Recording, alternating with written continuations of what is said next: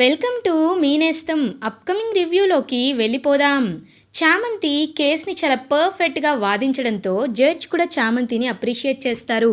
Very good అమ్మా చామంతి, నాకు నిజంగా ఫస్ట్ కేస్ అయినా సరే నువ్వు చాలా బాగా వాదించావమ్మా, ఐ అప్రిషియేట్ యూ అని చెప్పేసి అక్కడి నుండి కాంప్లిమెంట్ ఇచ్చి వెళ్ళిపోతారు. ఆపోజిట్ లాయర్ ఎవరైతే నిషా తరపు లాయర్ ఉన్నారో సాక్ష్యాలు సంపాదించడానికి 1 వీక్ టైం అడగడంతో పర్మిషన్ గ్రాంట్ చేసి కోర్టునైతే అడ్జాయిన్ చేస్తారు.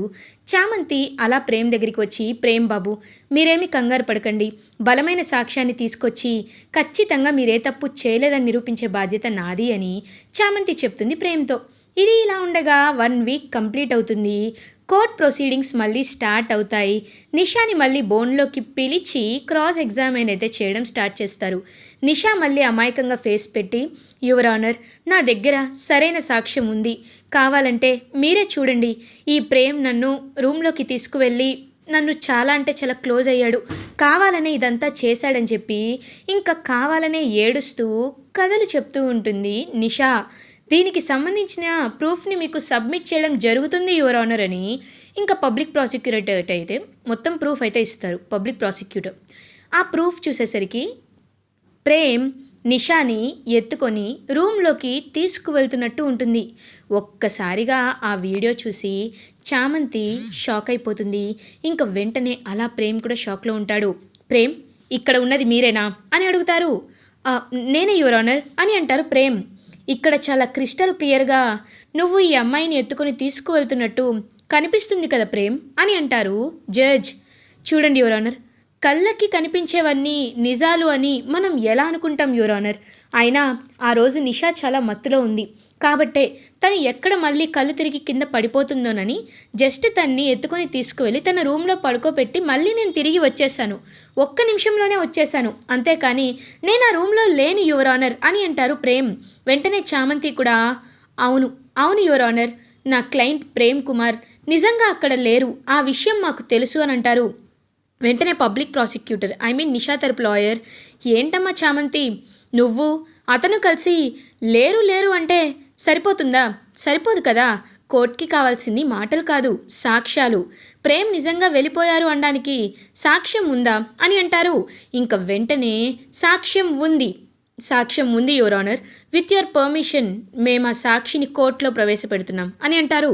పర్మిషన్ గ్రాంటెడ్ అని చెప్పేసరికి ఇంకా అలా భరత్నైతే తీసుకొని వస్తారు. అతన్ని చూడగానే నిషా ఒక్కసారిగా షాక్ అయిపోతుంది. ఎందుకు అంటే భరత్ అంటే ఎవరో కాదు, అసలు గుణాన్ని నిషా రూమ్కి వెళ్ళమని చెప్పిందే అతనన్నమాట. మొత్తం ప్లాన్ అంతా రివర్స్ చేసేస్తాడు, చామంతి జీవితాన్ని కాపాడుతాడు. ఎప్పుడు డ్రింక్ చేస్తూ పార్టీస్లో కనబడుతూ ఉంటాడు అతను. ఇంకా అతను అలా బోన్లోకి వచ్చి నిషా వైపు చూస్తూ ఉంటాడు. వామ్మో ఇదేంటి వీడొచ్చాడు, ఇప్పుడు ఏం చేయాలి నేనని చెప్పి ఇంకా చాలా అంటే చాలా టెన్షన్ పడుతూ ఉంటుందన్నమాట. వెంటనే నిషా అయితే ఇంకా అప్పుడే నమస్కారం యువర్ ఆనర్ అని చెప్పి భరత్ అయితే మాట్లాడడం స్టార్ట్ చేస్తారు. చెప్పండి భరత్, అసలు మీరు ఏం చెప్పాలి అని అనుకుంటున్నారు, మీకు తెలిసిన నిజం ఏంటి అని అంటారు. చూడండి యువర్ ఆనర్, ఆ రోజు ప్రేమ్ సార్ నిషాని రూమ్లోకి తీసుకువెళ్ళి డ్రాప్ చేసి వెంటనే వచ్చేశారు. ఆ తర్వాత గుణ నా దగ్గరికి వచ్చాడు, చామంతి రూమ్ ఎక్కడ ఉంది అని అడగడంతో నేను వేలు చూపించాను, తను కన్ఫ్యూజ్ అయ్యి చామంతి అనుకొని నిషా రూమ్కి వెళ్ళాడు, ఇదే జరిగింది అని అంటారు. ఒక్కసారిగా అది విని షాక్లో ఉండిపోతారనమాట నిషా. ఏంటి వీడింత కరెక్ట్గా చెప్తున్నాడు, లేదు అలా జరగకూడదు, వీడు అలా చెప్పకూడదని చెప్పి చాలా అంటే చాలా టెన్షన్ పడుతూ ఉంటుంది నిషా. ఇంకా వెంటనే అలా చూస్తూ ఉంటుందన్నమాట పబ్లిక్ ప్రాసిక్యూటర్ వైపు. ఇంకా వెంటనే ఆలోచనలో పడతారు. చామంతి ఏమో చాలా హ్యాపీగా ఫీల్ అవుతుంది. విన్నారు కదా యువర్ ఆనర్, ప్రేమ్ బాబు వెళ్ళిన 1 నిమిషానికే వెనక్కి తిరిగి వచ్చేశారు. అలాంటిది ప్రేమ్ బాబు ఎందుకొని తప్పు చేస్తారు, ఆయనపై ఎంతో మంచి రెప్యుటేషన్ ఉంది, ఆ రెప్యుటేషన్ని ఆయన ఎప్పుడూ పాడు చేసుకోవాలి అని అనుకోరు. ఇంక వెంటనే నిషా ఏమో యువర్ ఆనర్ వాడొక తాగుబోతువాడు, వాడికి ఏం మాట్లాడాలో కూడా తెలియదు, ఏరా ఆ రోజు నువ్వు డ్రింక్ చేయలేదా అని అంటారు.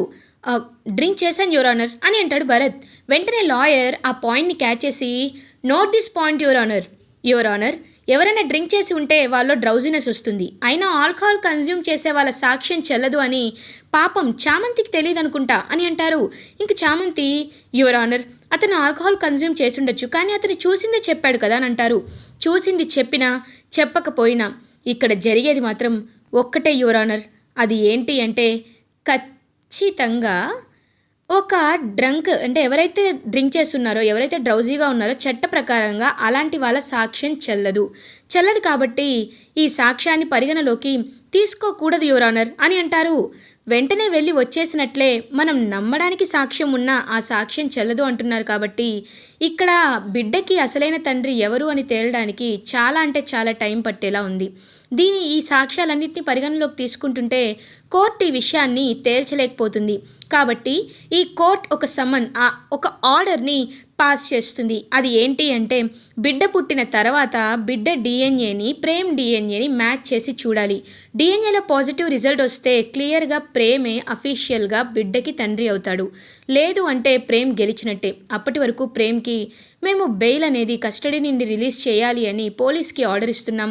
అండ్ ఈ కోర్టు కేస్ని డెలివరీ అయిన తర్వాత బిడ్డ పుట్టిన తర్వాత డిఎన్ఏ రిపోర్ట్స్ని తీసుకువచ్చి సబ్మిట్ చేయమని ఫారెన్సిక్ డిపార్ట్మెంట్ వాళ్ళకు కూడా మేము ఆర్డర్ని పాస్ చేస్తున్నాం. అండ్ దిస్ కోర్ట్ ఈస్ అడ్జైన్డ్ అని చెప్పేసి ఇంకా తుది తీర్పు అంటే బిడ్డ పుట్టిన తర్వాత డెలివరీ అయిన తర్వాత బిడ్డకి డిఎన్ఏ టెస్ట్ చేయాలి అని చాలా గట్టిగా ఫిక్స్ అయ్యి ఇంకా అలా అక్కడి నుండి వెళ్ళిపోతారనమాట. వెంటనే జడ్జ్ అయితే ఇంకా నిషా అమ్మయ్య అప్పటి వరకు టైం ఉంది, అయితే ఈలోపు సాక్ష్యాల్ని ఏమైనా చేయొచ్చు, నో ప్రాబ్లం అని నిషా అలా క్రూయల్గా ప్రేమ్ వైపు చూస్తూ ఉంటే ప్రేమ్ ఏమో చాలా అసహ్యంగా చూస్తూ ఛీ అని అక్కడి నుండి వెళ్ళిపోతాడు. ఇంక పాపం చామంతి ప్రేమ్ బాబు మనకి చాలా టైం ఉంది, అప్పుడు వీళ్ళు ఎన్ని వేషాలు వేయాలనైనా చూడనివ్వండి, మనం మాత్రం అస్సలు ఊరుకోవద్దు, మీరేం కంగారు పడకండి అని చెప్పి ఇంకా అలా అక్కడి నుండి అయితే వెళ్ళిపోతారనమాట. వెంటనే ఇది ఇలా ఉండగా మార్నింగ్ అవుతుంది. చామంతి శ్రావణ శుక్రవారం రావడంతో పూజ చేసుకొని ఇంకా హారతి ఇచ్చి అమ్మవారి పూజ చేసి తులసి కోటకి పూజ చేసి తన బంగారాన్ని గోల్డ్ షాప్కి ఇచ్చిన వాళ్ళకి ఫోన్ చేస్తుంది. ఆయనేమో ఫోన్ లిఫ్ట్ చేసి హలో చామంతి, నువ్వు చెప్పినట్టే నల్ల పూసలని రెడీ చేశానమ్మా అని అంటారు. Thank you so much Sethji, ఇప్పుడే వస్తున్నానని చెప్పి చామంతి అయితే ఇంకా అలా బయలుదేరుతుందనమాట. బయలుదేరేసరికి ప్రేమ్ కూడా అలా చామంతిని ఫాలో అవుతాడు. ఫాలో అయ్యి చామ్ నువ్వెక్కడికి వెళ్తున్నావో నాకు తెలుసు, ఈరోజు చాలా మంచి రోజు, కాబట్టి ఈరోజే నీ మెళ్ళో నేనే ఆ నల్లపూసలు వేస్తాను అని అనుకుంటూ చామ్ వెనకాల వెళ్తాడు ప్రేమ్. అయితే ఇంకా చామంతి అలా నల్లపూసల్ని కలెక్ట్ చేసుకుని గోల్డ్ షాప్లో ఇంకా హ్యాపీగా బయలుదేరుతుందనమాట. గుడికి బయలుదేరి పూజారి గారితో ఫస్ట్ శ్రావణ శుక్రవారం రోజే నల్లపూసల్ని తనంతట తానే మెళ్ళలో వేసుకోవాలి అని చూస్తుంటే ఒక చెయ్యి వచ్చి ఆపుతుంది. ఎవరో కాదు ప్రేమ్ని చూసి చామంతి ఒక్కసారిగా షాక్ అయిపోతుంది. ఏంటి ప్రేమ్, ఏంటి చామ్ అలా చూస్తున్నావు, ఇది నేను నీ మెళ్ళో వేయలేననుకుంటున్నావా చామ్ అని అంటారు ప్రేమ్. బాబు అది అని అనేలోపు వెంటనే చామంతి చేతిలో ఉన్న నల్లపూసల్ని తీసుకొని ప్రేమ్ తన చేత్తో చామంతి మెళ్ళో వేస్తారు. ఇంకా అదంతా చూస్తూ పంతులు గారు చాలా అంటే చాలా హ్యాపీగా ఫీల్ అవుతారు. ఇంకా ఇద్దరిని చూసి ఇద్దరికి హ్యాపీగా అక్షింతలు వేసి బ్లెస్సింగ్స్ ఇస్తారు. మీరిద్దరూ ఒకరి కోసం ఒకరు పుట్టినవారు, నిజంగా మిమ్మల్ని చూస్తుంటే చాలా అంటే చాలా సంతోషంగా ఉంది, ఎప్పుడూ ఇలాగే సంతోషంగా ఉండండి అమ్మా అని ఇద్దరిని దీవిస్తారు పంతులు గారు. ఇంకా చామంతి ప్రేమ వైపు చూస్తూ పాపం ఏమీ చెప్పలేకపోతూ ఉంటే చామ్ నువ్వేమీ చెప్పక్కర్లేదు, నేనంతా అర్థం చేసుకున్నాను, నువ్వు నాకు ఏ విషయం చెప్పకపోయినా నేను నీ మెళ్ళో కట్టిన తాలిని నువ్వు గౌరవించావంటేనే నాపై నీకు ఎంత ప్రేమ ఉందో నేను అర్థం చేసుకోగలను. ఈ విషయాన్ని మనం వెంటనే అనేసరికి బాబు వద్దు బాబు, ఈ విషయాన్ని మనం ఇప్పుడే ఎవరికి చెప్పొద్దు బాబు అని అంటుంది. ఏ చామ్ ఎందుకు చెప్పొద్దు అని అంటారు. బాబు ఇప్పుడు పరిస్థితులు ఎలా ఉన్నాయి బాబు, ఆ నిషా కేసు ఇంకా నడుస్తూనే ఉంది, ఇంకా మీరు ఒక దోషిలాగే అందరి ముందు నిలబడి ఉన్నారు, నాకు తెలుసు మీరు ఏ తప్పు చేయలేదని. ఇప్పుడు మన ఇద్దరి పెళ్లి విషయం చెప్తే రమ అమ్మ ఖచ్చితంగా చాలా అంటే చాలా పెద్ద గొడవ చేస్తారు. నిషా విషయం ఇంకా ఏ తీర్పు రాకుండా మీరు నన్ను పెళ్లి చేసుకున్నారని తెలిస్తే కోర్టులో కూడా చాలా పెద్ద సమస్య అవుతుంది బాబు, కాబట్టి నా మాట వినండి, నేను చెప్పేది వినండి ప్లీజ్, ఇప్పుడే పెళ్లి విషయం చెప్పొద్దు, నిషా కేసు సాల్వ్ అయిన తర్వాత ఒక రోజు చూసుకొని చెప్దాం అని అంటారు. సరే చామ్ నువ్వు చెప్తే నేను ఫాలో అవుతాను, కానీ కనీసం చందుకైనా చెప్దాం, చందు అయినా హ్యాపీగా ఫీల్ అవుతుంది అని చెప్పి ఇంకా అలా చామంతి అండ్ ప్రేమ్ ఇద్దరు కలిసి చంద్రిక దగ్గరికి వెళ్తారు. చంద్రికకి నిజం చెప్పి చంద్రిక ఆశీర్వాదాన్ని తీసుకుంటారు. చంద్రిక చాలా అంటే చాలా హ్యాపీగా ఫీల్ అవుతుంది. వీళ్ళిద్దరికీ పెళ్ళి అవ్వాలనుకున్నాను, పెళ్ళయింది, నిజంగా చాలా అంటే చాలా సంతోషంగా ఉంది అని చెప్పి ఎంతో హ్యాపీగా చామంతి విషయంలో ప్రేమ్ విషయంలో ఫీల్ అవుతారు చంద్రిక. ఇది ఇలా ఉండగా మార్నింగ్ అవుతుంది. ఇంకా అలా రోజా అటు ఇటు తిరుగుతూ ఆలోచిస్తూ ఉంటే కరెక్ట్గా అప్పుడే రోజాకి ఒక ఫోన్ కాల్ వస్తుంది. హలో చెప్పు అని అంటారు. హలో మేడం, మీరిచ్చిన ఫోటో తాలూకా వివరాలన్నీ మేము కనిపెట్టాం మేడం. వాళ్ళు మీరు అనుకున్నట్టు ఒక ఏరియాలో ఉన్నారని చెప్పి ఆ ఏరియా పేరు చెప్తారు.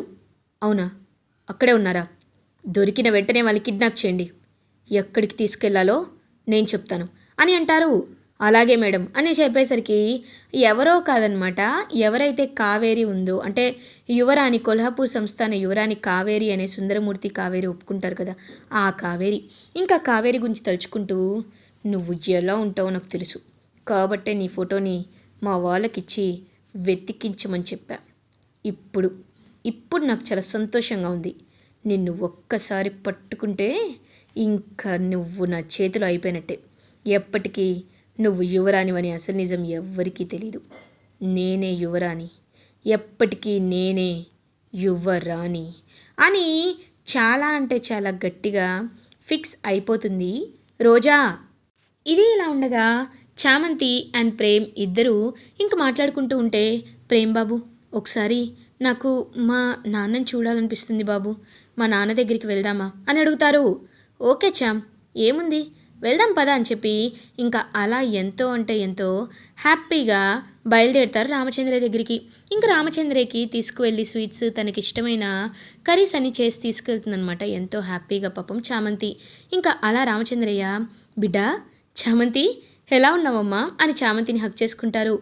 చాలా అంటే చాలా హ్యాపీగా ఉన్నాను నాన్న. నాన్న నేను నేను లాయర్ అయ్యాను నాన్న అని పాపం చామంతి అయితే హ్యాపీగా చెప్తుంది. ఇంకా మాటలు విని ఎంతో అంటే ఎంతో హ్యాపీగా ఫీల్ అవుతారు రామచంద్రయ్య. బిడ్డ నిజమా, నువ్వు నువ్వు నిజంగా లాయర్ అయ్యావా? నాకు చాలా సంతోషంగా ఉంది బిడ్డ అని పాపం ఎంతో హ్యాపీగా తన్నైతే బ్లెస్ చేస్తారు. ఫస్ట్ కేసు నీది వాదించాలనుకున్నాను కానీ వాదించలేకపోయాను నాన్న. అందుకే నేను ప్రేమ్ బాబు కేసుని వాదించాను. ఆ కేసులో కూడా ఆల్మోస్ట్ గెలిచాను నాన్న. నీ విషయంలో కూడా ఖచ్చితంగా గెలుస్తాను. నువ్వే తప్పు చేయలేదని, రాజావారిని రాణివారిని నువ్వు చంపలేదు అని, నీ వల్ల వాళ్ళు చనిపోలేదు అని నేను నిరూపించేలా చేస్తాను నాన్న అని చెప్పి పాపం అలా ఎంతో అంటే ఎంతో హ్యాపీగా చెప్తుంది చామంతి.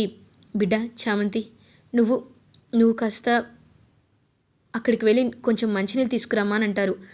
సరే నాన్న అని చెప్పేసరికి ఇంక ప్రేమ్ దగ్గరికి వస్తారు. తనైతే రామచంద్రయ్య ప్రేమ్ దగ్గరికి వచ్చి, బాబు మీతో ఒక విషయం చెప్పాలి బాబు. మీరు ఇప్పుడు చామంతిని పెళ్లి చేసుకున్నారు కదా, నా బిడ్డ చామంతికి మీకు పెళ్ళయింది. మీకు నేను ఒక్క పెద్ద నిజం చెప్పాలి బాబు అని అంటారు. నిజమా? ఏ నిజం చెప్పాలనుకుంటున్నారు మావయ్య గారు, చెప్పండి అని అంటారు. బాబు చామంతి చామంతి నువ్వు అనుకుంటున్నట్టు నా నా బిడ్డ కాదు బాబు అని అంటారు రామచంద్రయ్య. ఒక్కసారిగా ప్రేమ్ షాక్ అయిపోతాడు. ఏం మాట్లాడుతున్నారు మావయ్య గారు మీరు? చామంతి మీ అమ్మాయి కాకపోవడం ఏంటి అని అంటారు. అవును బాబు, నేను చెప్పేది నిజం. చామంతి నా బిడ్డ కాదు. చామంతి ఎవరు ఏంటి అనేది తెలుసుకోవాలి అంటే మీరొకరిని కలవాలి బాబు అని అంటారు. ఎవరిని ఎవరిని కలవాలి అని అంటారు.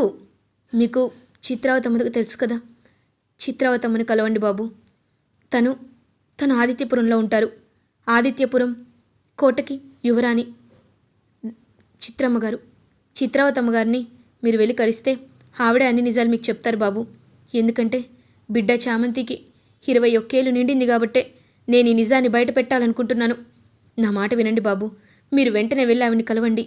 ఈ విషయం చామంతికి తెలియకుండా చూడండి అని చేతులు పట్టుకొని అడుగుతారు.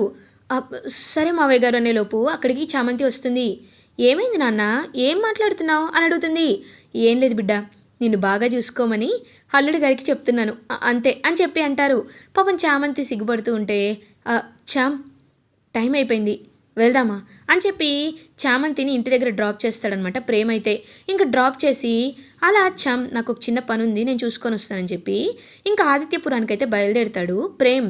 బయలుదేరి వెళ్తాడు. వెళ్ళి చిత్రావతమ్మని మీట్ అవుతారు. చిత్రావతమ్మ ప్రేమ్ని చూసి నువ్వు హర్షవర్ధన్ అబ్బాయివి కదూ అని అంటారు. అవునమ్మా మీరు నన్ను గుర్తుపెట్టుకున్నారు. నేను మీతో ఒక విషయం మాట్లాడాలి అని అంటారు. దేని గురించి బాబు అని అంటారు.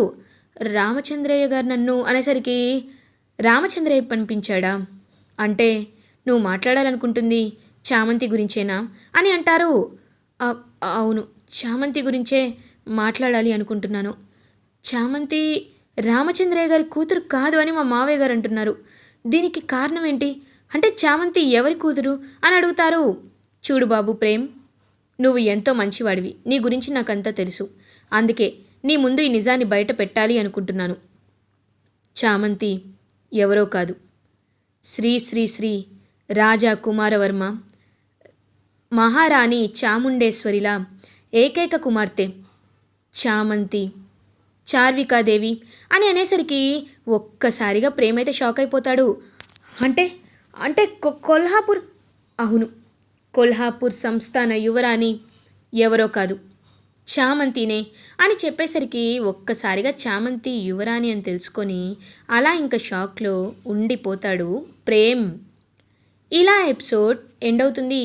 ఫర్దర్ ఎపిసోడ్ రివ్యూస్ ముందుగా మీకు కావాలి అనుకుంటే మా ఛానల్ని సబ్స్క్రైబ్ చేసుకోండి. Thanks for watching.